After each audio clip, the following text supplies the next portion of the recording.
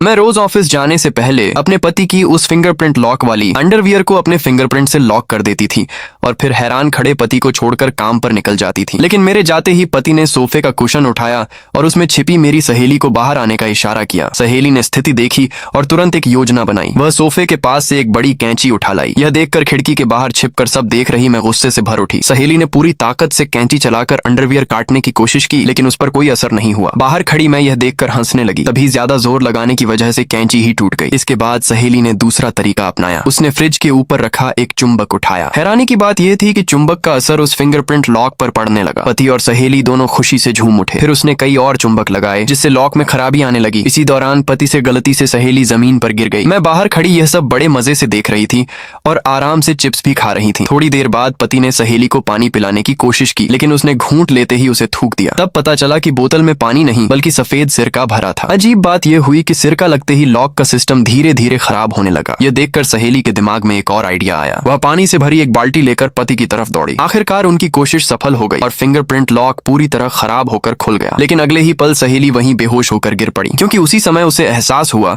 कि मुझे उसके और मेरे पति के रिश्ते के बारे में पहले से ही सब पता था और यह पूरा खेल मैंने जानबूझकर दोनों को सबक सिखाने के लिए रचा था।